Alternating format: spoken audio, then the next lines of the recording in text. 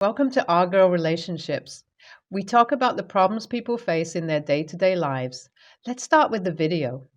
So, I've been living with my fiance for about 2 years now, and I'm very familiar with his family.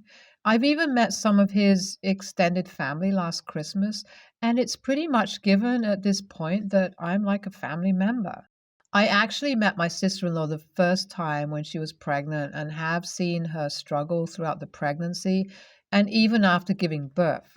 When the baby was newly born, it was understood that both she and her husband would be overwhelmed by the sudden change in their lifestyle with no prior experience. So our whole family usually went over to help them out. That includes me and my fiance, too. We took turns checking on them and even run some errands for them. Until the baby was 6 months old and a little quieter, we made sure they both got at least some nights off from the constant caretaking of their child. Sometimes my mother in law, or sometimes me and my fiance, would go over and stay the night in the guest room. Actually, it was all possible then as I was working at a lower position at work and didn't have the kind of responsibility I have now. I was able to leave early from work without any major consequences and even take days off without any prior notice. But now that I'm leading a whole team, I have to report a day or two prior if I want to take the time off, as they need to assign a new lead for that team. The company I work for is a small scale business and they don't have enough people that they can appoint someone to take care of these things on short notice. And I can't even leave early until I'm sure that each member has submitted the target for the day, as we work on a very tight schedule, and one missed day could end up wrecking the entire month's work. That would lead to our clients pulling out, and we might not even get paid if the work isn't submitted within the time period. This actually happened once last year, and since then the rules were made more strict. So when my sister in law asked me to babysit for an entire day, suddenly, I had no choice but to turn her down. I told her that it's not because I don't sympathize with her situation, but because if I try to take leave on such short notice, they'll penalize me and take a cut out of my salary.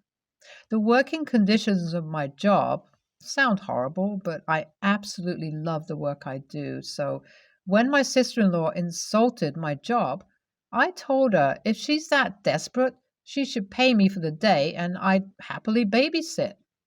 I didn't even mean it, but when she took offense to my asking her to pay me, she said that I'm basically family and she always treated me like a sister, but now I'm showing my true colors. She said I'm just a gold digger in the end who wants nothing but money, which, by the way, made zero sense because, as far as I knew, asking to be paid for the work you're doing is far from being a gold digger. Either way, the situation escalated, and I told her that even if I was joking before, I wouldn't babysit for her unless she pays me now. In the end, she turned back and found someone else to help her out, but the damage was done. Our relationship hadn't been the same since then. So that was months ago, and since then, I've been busy with my wedding preparations. There wasn't that much to do since we've decided on a very small scale ceremony. Only our parents, siblings, and very close friends were invited. Obviously, sister in law, living only 10 minutes away, got an invitation. Whatever awkwardness there was between us was overshadowed by the relationship my husband had with his sister. I didn't really mind inviting her since I thought that babysitting wasn't that big of a deal. If only I had known how wrong I was, I wouldn't have ever let her set foot in my house. My fiance and I decided to fit a canopy in our backyard, which wasn't small by any feat. We made an aisle there and asked the florist to supply us with pre-potted flowers that we could ground on the sides of the aisle. There were hardly 20 guests in total that were coming, so it wasn't going to be very crowded, and everyone could fit there. People who were in charge of decorating the backyard were also going to convert the whole space after the vows into an open area for dancing, while an open bar and food area will be set up in the corner. The whole thing fit in our budget and would have been very romantic if my sister-in-law had not decided to take revenge. She took her chance when she saw no one was home and used the lawnmower to destroy the aisle that we spent more than a month setting up. She also dug up the ground at random places and then lied to me, blaming it all on my dog. But I'm not dumb enough to believe her lies because my dog has been trained to not dig the ground, and even if he had a habit of doing that, the clear marks of a spade being used were proof enough that she did it. When I pointed it out, she said, I can believe whatever I want, but it wouldn't change the fact that my wedding is in less than 24 hours and I'm out of a place where I can have the wedding. It made me so furious that I kicked her out of my house and called my fiance. He rushed over to the house to take stock of the damage, but no matter how fast he came or how much he stared at it, there was no saving the aisle that was supposed to be made of only slightly trimmed grass with flowers lined at the edges. Even if we filled up the holes, the ground would be uneven and there's a very high chance people might end up tripping. We cannot have a wedding there, so we ended up postponing the wedding until we found another place to have it.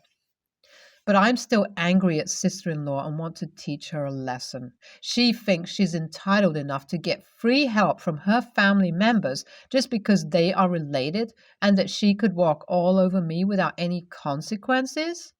No way will I let that happen, and that's why I'm thinking of ruining her life by telling her secrets to her husband.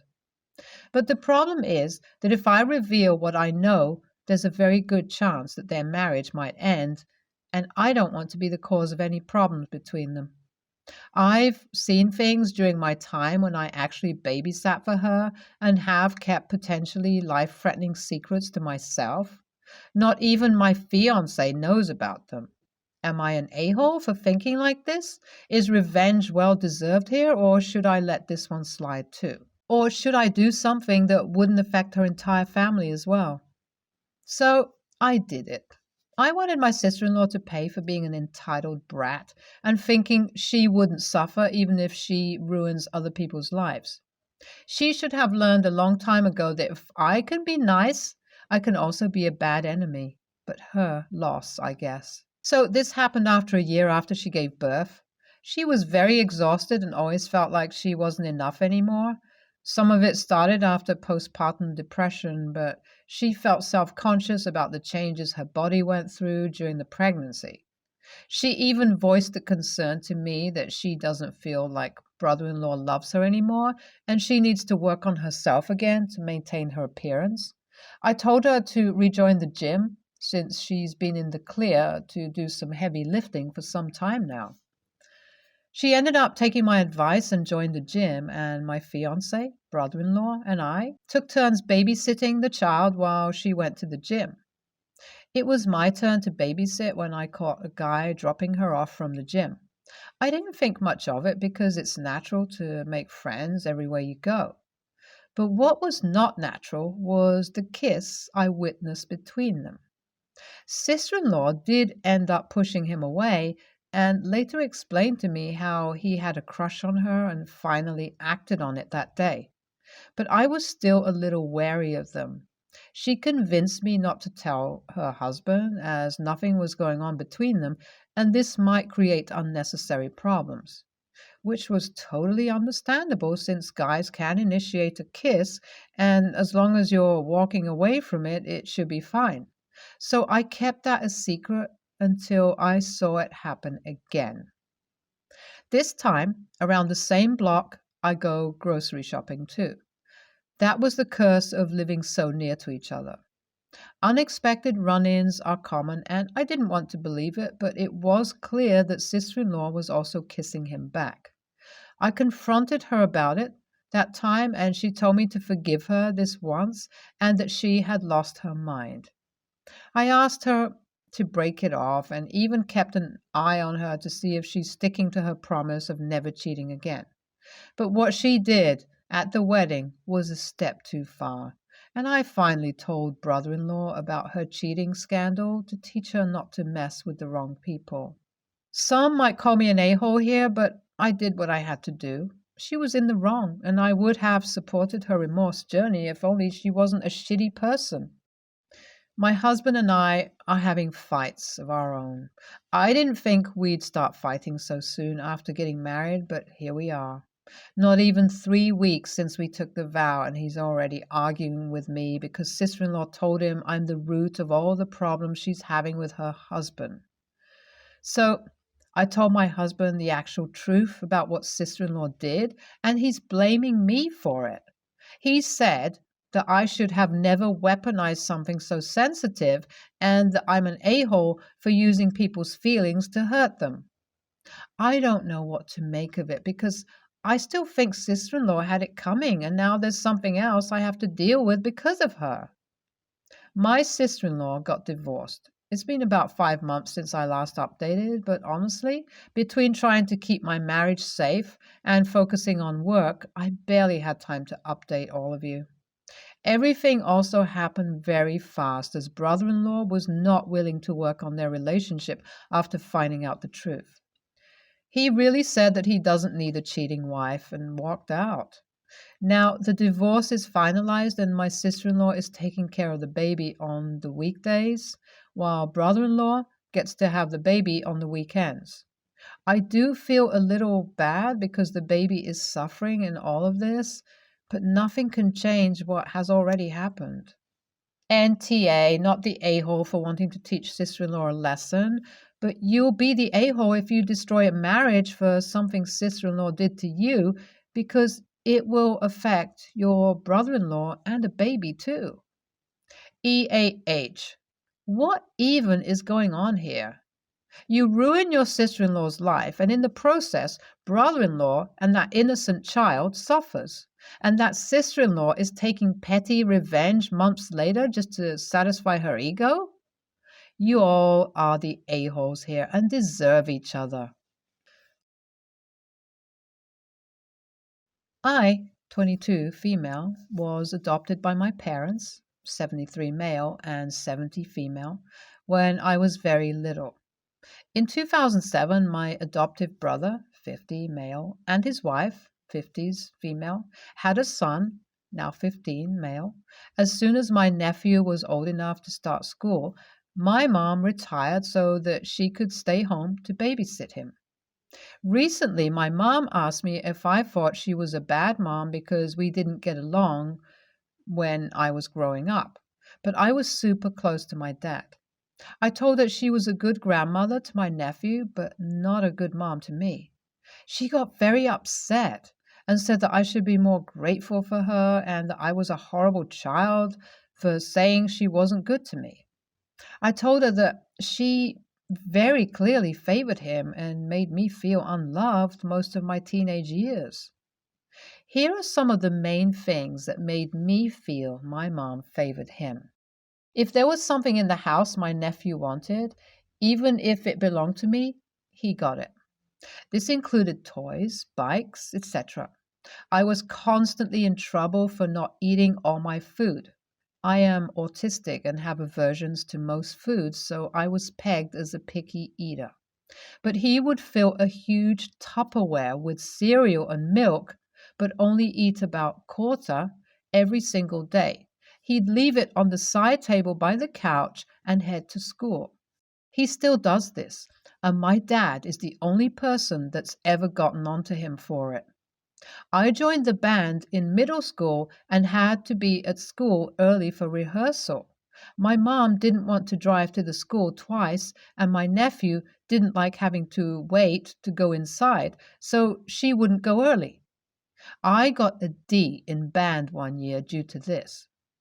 During an argument over my PS2, my nephew told me that no one loved me as much as they loved him because I'm adopted. My mom heard but said nothing. On my 16th birthday, I had a band concert. It was in February at night and very cold outside. My nephew wanted to go see a movie, So my mom left halfway through to take him and left me to walk home. My mom and dad drove separately, and he thought she had taken me to the movie with them after the concert. I was often stuck at home during summers while she took him to movies, the aquarium, or other places he wanted to go. At 16, I told my mom it felt like she loved him more than me, and she responded, "He's my grandson. It's supposed to be that way." In every argument, she took his side. His events were more important than mine. On my birthdays, I had to pick a place he would want to eat or just stay home. My entire life became catered to his. Since that conversation, my phone has been blowing up. She told my family, and they, aside from my dad, are all texting me to say how mean and horrible it was that I said that. I was answering her question honestly, but now I'm afraid I may be TA for not just reassuring her and keeping the truth to myself. NTA. You don't ask a question you don't want to know the answer to. She was feeling guilty before you confirmed what she thought, that she was a shitty mother to you. You are NTA. I get why you answered her truthfully, and to be honest, I'm not sure that I would have been able to bite my tongue either. She had very clearly made up her mind about how she is going to treat you, and sadly, that is likely not to change. Your nephew sounds like an entitled prick, but that is also the way he was raised. I do think you knew what your answer would cause and that you honestly would not do anything good for yourself there. But it is hard not to give someone what they ask for. I would put distance between you and her. Talk to your dad, answer the rest of your family honestly, and explain your side. You can let them decide for themselves if they are going to be blind about things or not. They likely are aware of how you were treated, as it doesn't sound like your mother hid her actions around others. You might let this be a blessing where you find out who is really your family. It might only be your dad, and even if he might be pushed away from you by your mother, if this is the case, do what others do and make your own family with people who care. They are out there, and you are worth it. I'm a sophomore in college, and I've been fortunate enough to have parents that are willing to pay my tuition. Part of my tuition is covered by merit scholarships I earned, but I go to a very expensive liberal arts school and I don't qualify for any need-based aid, so they're still paying upwards of $40,000 a year. This is something they can afford, but it still puts a strain on them. I have my own things I want to buy on the side, clothes, cologne, guitar stuff, and although my parents give me a credit card, I feel bad using it for anything but small things since they're already spending so much money on me. So I've been on the lookout for a job. Since I go to a liberal arts school without a grad school, the TA positions go to undergrads. A freshman history TA position opened up under a professor I had and was well liked by last year, so I decided to apply. It seemed a good job for me. I'm interested in the subject, like the prof I'd be working under, and it offers a relative amount of free time. I'd have to hold office hours 3 times a week for 3 hours each, and whichever parts of those 3 hours I wouldn't have students coming in would be free for me to do my own homework or whatever. This guy I knew was also applying, except he was paying his tuition entirely with loans since he couldn't afford to pay, and wanted to take this job on as a work study to lower the amount he had to pay as loans afterwards. He asked me not to apply since he knew I didn't need it as much as he did. I did it anyways because I figured let the best person win. It could be either of us or somebody else entirely. He's not entitled to the job just because he needs it more. Anyhow, I did end up getting the job, and this guy called me TA because for me it was a way to have some extra spending money, and for him it was a lot more important. I still don't think he was entitled to the job just because he needed it. We applied among others, and I was chosen. And I see that as a clear-cut ending. AITA? NTA, a real moral dilemma. Your parents might have the money, but you are in school in part to ultimately get a job and become self-sufficient. You need to show you've had jobs on your resume, such as this TA position. You have every right to work, and frankly, any job you get means someone else won't get it. Take this job and change a student's life while you're at it. Be a great TA. There will always be someone who needs what you have. Life is not fair. Volunteer, offer a hand, mentor someone, help those in need, and give to good causes. But you cannot turn away every opportunity in life just because someone else wants or needs it. NTA, as long as you didn't get the job through any kind of nepotism or privilege, then you earned the job. The job is not there to pay for his college, it's to help the kids in the courses do better. So if the college thinks you could do it better than him, then you have nothing to feel guilty about. And this person can get a different part-time job. NTA, I bet if you were just spending your parents' money and never looking for a job, he would be calling you an entitled a-hole for getting everything handed to you. Sometimes you can't win. I would like to say fair play to you for wanting a job to be more self-sufficient. You earned the job fairly. Enjoy it. What's for you won't pass you. Your friend may look back in a few weeks and be glad he didn't get it because something that suited him better came along. Good luck with the new job.